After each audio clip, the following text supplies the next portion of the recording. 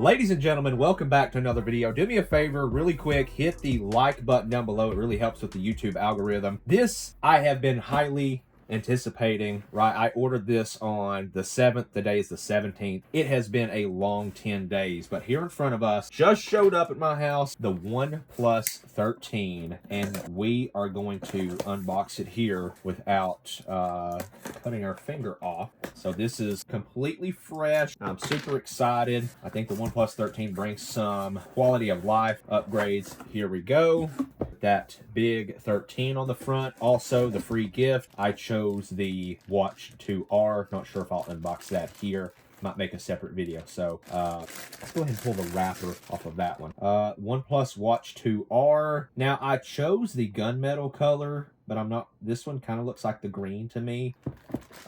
So I will set my box to the side because I do have to trade in device. Oh my gosh, here we go. We've got a big thick box. You guys know, the reason why. Typical OnePlus fashion. We know what's in this box. So let's go ahead. Can we get the slicer-oozy? Oh, right here. Is this a peeled or no, it looks like a cut. Bam, there's that one. Oh, I am so excited to see this Midnight Ocean color. Let's set the watch to the side. Unboxing knife. Oh, here we go, ladies and gentlemen. Now, this is, I guess I should say, this is the 16 512 gig version in the Midnight Ocean. And the model number is CPH. Looks like 2655. So that will be the model number here in the US. It's usually different depending on other regions of the world. But here we go. Big, thick box, right? Set that there. Your usual books and stuff. Probably a cable. Let's bring in the OnePlus 12 here. Let me take the case off of that.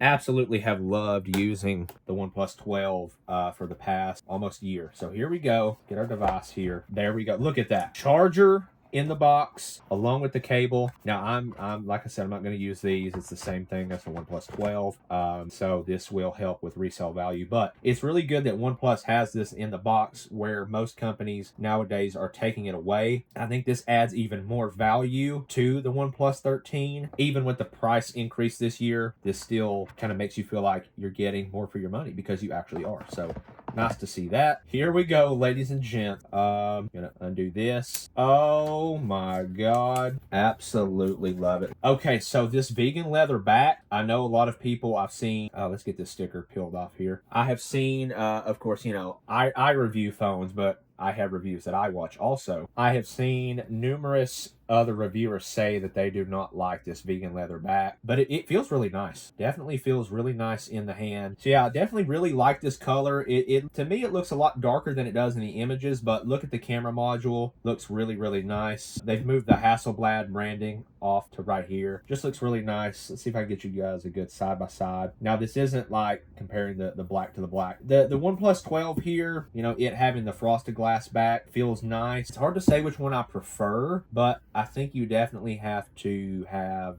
the taste for this vegan leather back. To me, it doesn't matter a whole lot because I'm going to get a case. But right off the bat, what I notice is they definitely did flatten the sides. It's not completely flat. There's still an ever so slight curve on the display, but it's nothing like it is on the OnePlus 12. Let's see if I can kind of put these together like this. When I hold the OnePlus 12, it's comfortable, but kind of feels slippery, which again is not a problem because I've had a case on it. When I hold the OnePlus 13, it's a much better grip. The flat sides allows me to kind of wrap my fingers around on this side better. Now, one of the things I usually do, and I guess temporarily I will leave this built-in screen protector on it. I ended up just taking it off of my OnePlus 12 because it just really pulls the oils from your fingers, So I'll try to keep this one on here as long as I can. Now, as far as the buttons, if we take a look at those, just in terms of the clickiness, I know some people like to. It feels the same to me. Okay, now in terms of the volume, nice and tactile on the 13, so no issues there. We still have that OnePlus alert slider. Okay, so let me do this how I normally do it. So I hold the phone like this, and I usually just use my index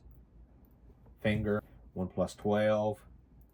Okay, now in terms of feel, just as tactile, still has that texture on it. I don't really like the glossy sides If you guys have seen any of my previous videos, like the Flip 5, which is a phone I've chosen to trade in to this, I don't really like glossy frame, but you know, I can deal with that. SIM card tray still on the bottom here, USB-C charging port, some microphones. The speaker grill, it's the same. It's got the two cutouts here. It's the same on the OnePlus 12. So very similar layout. Still have the IR blaster on the top. That's good to see. Not a feature I use a whole lot, but you know, it's there. So in terms of weight, the OnePlus 13 actually is lighter than the OnePlus 12 at 210 grams versus 220. And I think I can feel that. I didn't think it would be that noticeable, and it probably won't be, you know, unless you have the phone side by side, but I could definitely tell it's a little bit lighter than the OnePlus 12, so that's good to see. Same size display, 6.82 inch. It's the same screen to body ratio, same resolution. Now, in terms of the glass on the display, it says here on the spec sheet that it has ceramic guard glass. Not really sure what that means, whereas on the OnePlus 12 spec sheet, it's the Gorilla Glass Victus 2. So I'm not really sure what's going on there. They both have always on display. You get the Snapdragon 8 Elite up from the 8 Gen 3. Same storage and RAM options, and it's the same type of storage at UFS 4.0. So on the OnePlus 13, it's all 50 megapixel rear cameras, whereas on the OnePlus 12 it was a 50, 64, and a 48. So in terms of the primary camera, it's still a f1.6 23 millimeters wide. The telephoto lens is still an f2.6, but it's a little bit more wide at 73 millimeters versus 70 on the OnePlus 12. They both have a 3x optical zoom. And for the ultra wide, it's an f2.0 versus f2.2 on the OnePlus 12. And it's 120 degrees wide versus 114 degrees on the OnePlus 12, so a little bit wider there. Now, in terms of the selfie camera, it's still a 32 megapixel f2.4, 21 millimeters wide. But the thing I'm excited for, not that I use it very often, but it was one of the minor drawbacks I had with the OnePlus 12, is now with the OnePlus 13, you can record up to 60 FPS with the selfie camera. So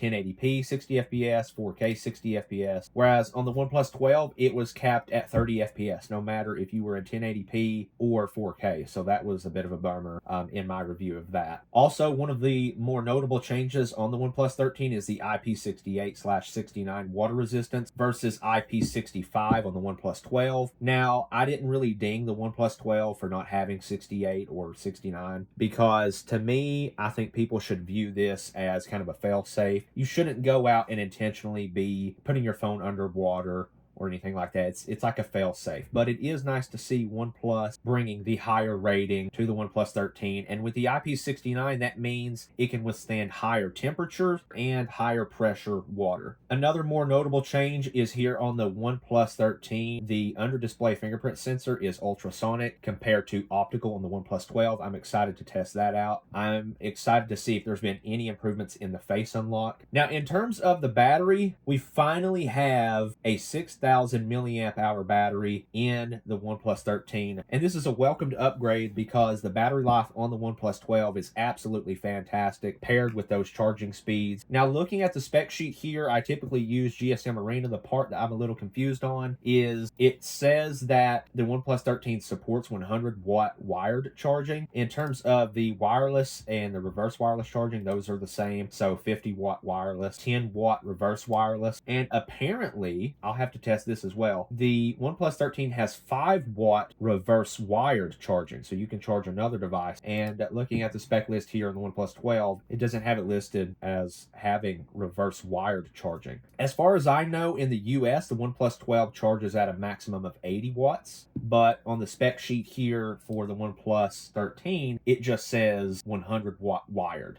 They're saying fully charged in 36 minutes, which is, what, that's 2 minutes longer than the 12, but that's because the battery is larger. This phone feels good in the hands. Ladies, you know the procedures. I need to get me some kind of stand to prop up my phones for my videos.